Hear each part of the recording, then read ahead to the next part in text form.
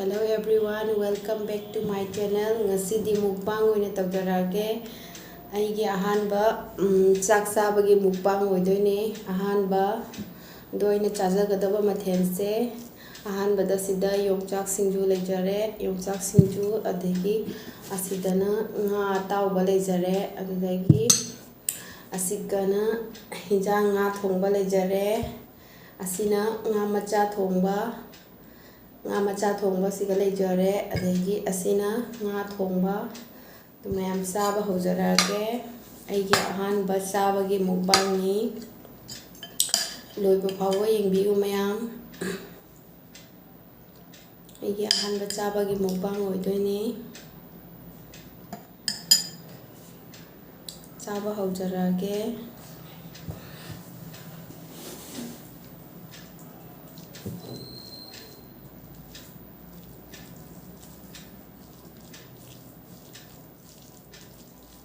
Hinjangse hawadra hawadra di khangdre color di yam fajabani bicharaga khangani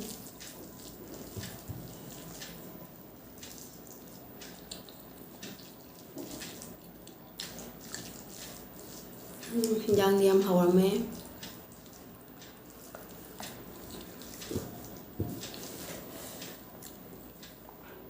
hinjang di yam hawarme nga thongbase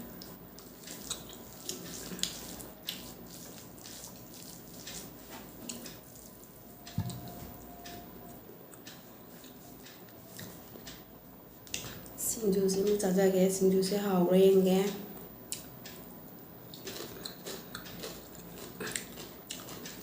singju se jam hawarme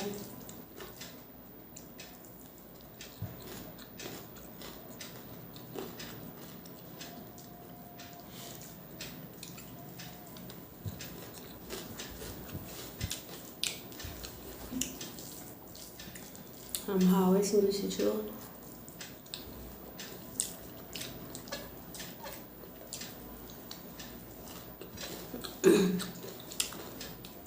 yongchak singju ni mayam mayam hawarme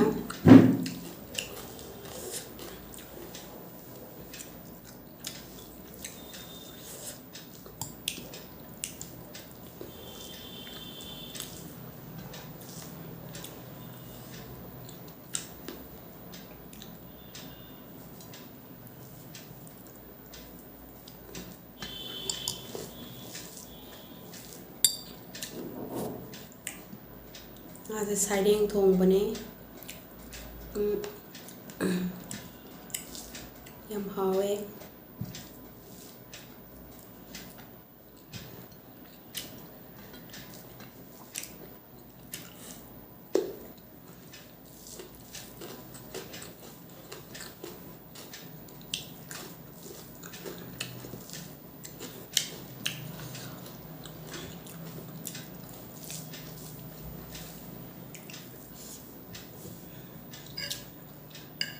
nga macha thongba se mu charage hawra yenge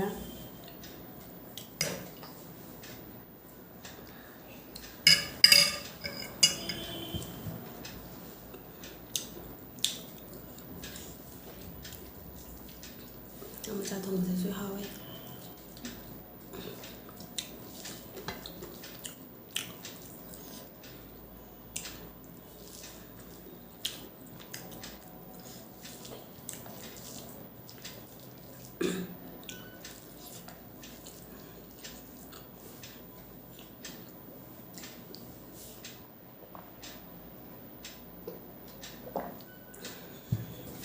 yang diam hawarme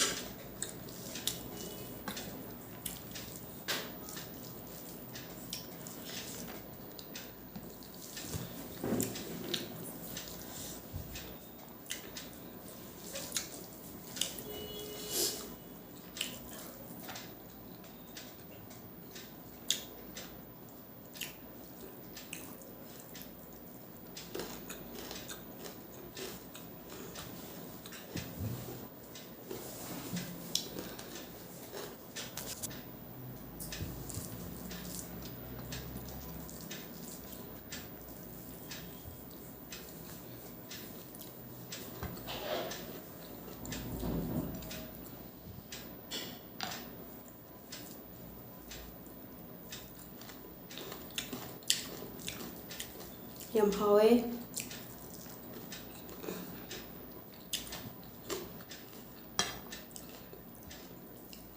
ꯆꯥꯛ ꯁꯤꯡꯖꯨꯁꯦ ꯌꯥꯝ ꯍꯥꯎꯔꯝꯃꯤ ꯉꯥ ꯊꯣꯡꯕꯁꯤꯁꯨ ꯌꯥꯝ ꯍꯥꯎꯋꯤ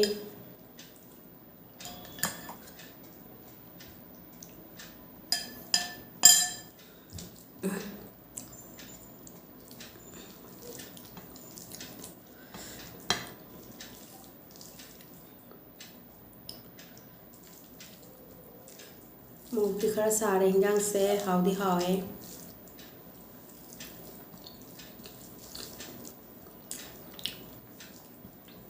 ꯁꯤꯡꯖꯨꯁꯤꯁꯨ ꯃꯣꯔꯣꯛ ꯈꯔ ꯁꯥꯔꯝꯃꯦ ꯍꯥꯎꯗꯤ ꯍꯥꯎꯋꯦ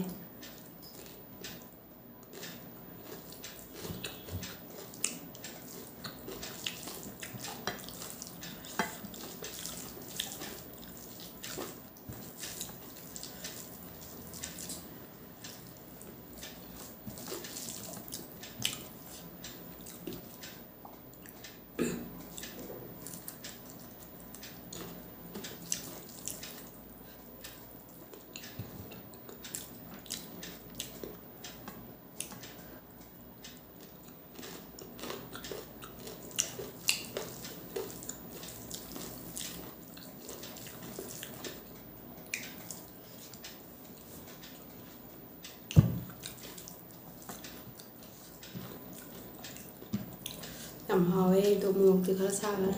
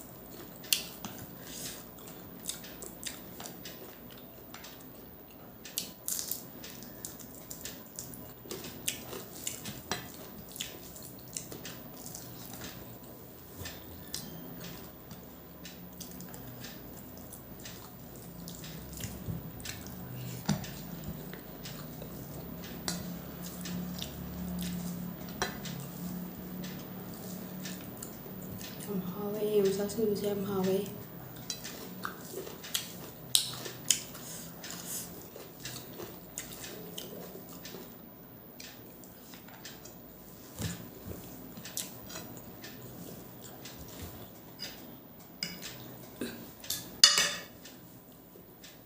ꯉꯥ ꯃꯆꯥ ꯊꯣꯡꯕꯁꯤꯁꯨ ꯌꯥꯝ ꯍꯥꯎꯋꯦ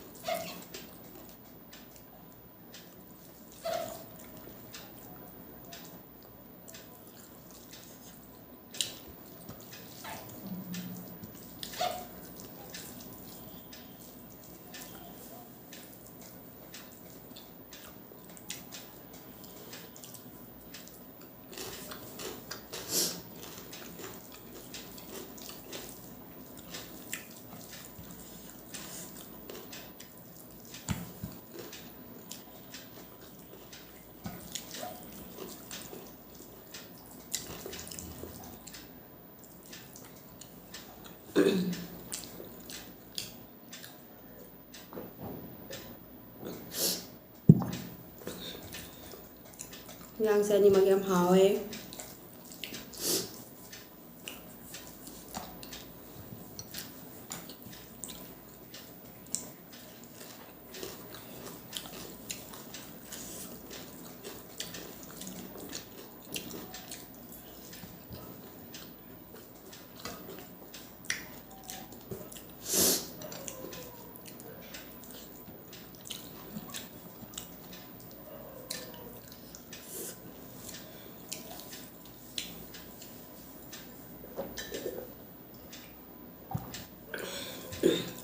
ꯌꯥꯝ ꯍꯥꯎꯋꯦ ꯃꯌꯥꯝ ꯑꯩꯒꯤ ꯑꯍꯥꯟꯕ ꯃꯨꯛꯕꯥꯡꯅꯤ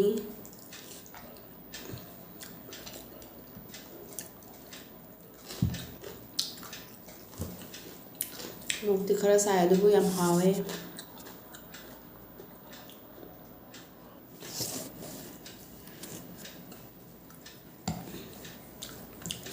ꯃꯣꯔꯣꯛꯇꯤ ꯈꯔ ꯁꯥꯔꯦ, ꯌꯥꯝꯗꯤ ꯍꯥꯎꯋꯦ. ꯃꯣꯔꯣꯛꯁꯦ ꯈꯔ ꯁꯥꯔꯦ.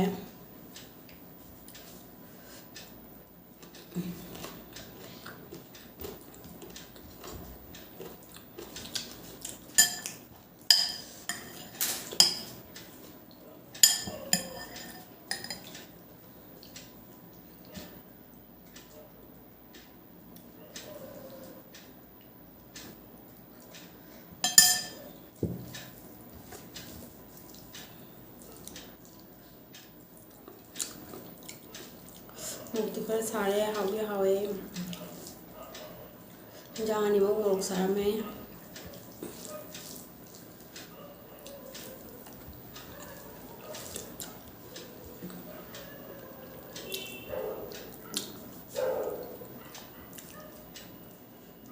ꯃꯔꯨ ꯌꯥꯎꯔꯝꯃꯦ.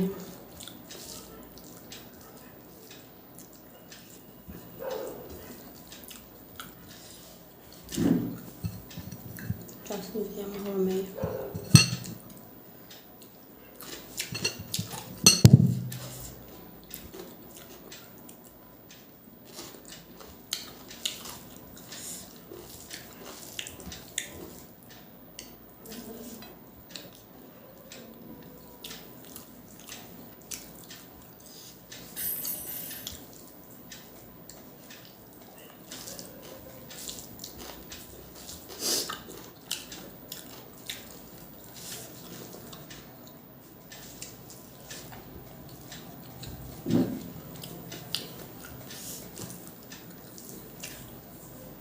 ꯌꯥꯝ ꯍꯥꯎꯋꯦ.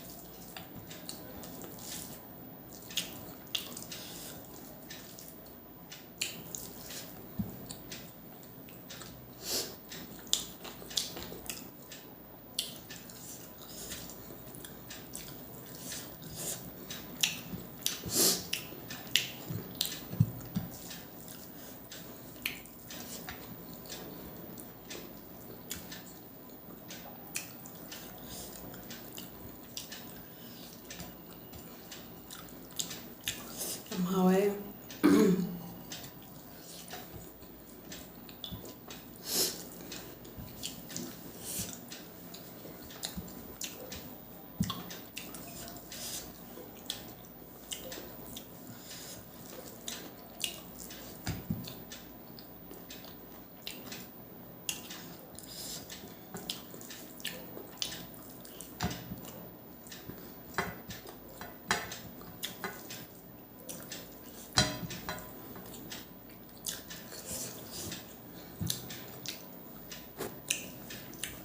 ꯍꯥꯎꯋꯦ ꯃꯌꯥꯝ.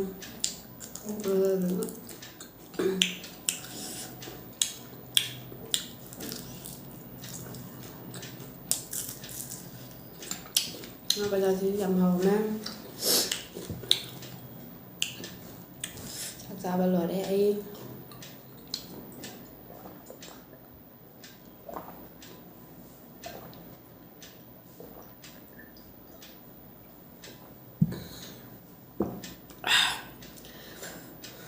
ꯃꯌꯥꯝ ꯑꯩꯒꯤ ꯃꯨꯛꯕꯥꯡꯁꯦ ꯃꯇꯥꯡ ꯑꯁꯤꯗ ꯂꯣꯏꯁꯤꯟꯖꯔꯒꯦ. ꯑꯩ ꯆꯥꯕ ꯂꯣꯏꯔꯦ. ꯕꯥꯏ ꯕꯥꯏ. ꯆꯦꯅꯦꯜ ꯑꯁꯤꯕꯨ ꯅꯨꯡꯁꯤꯕꯤꯗꯨꯅ ꯂꯥꯏꯛ, ꯁꯕꯁꯀ꯭ꯔꯥꯏꯕ ꯇꯧꯕꯤꯌꯨ. ꯕꯥꯏ ꯕꯥꯏ.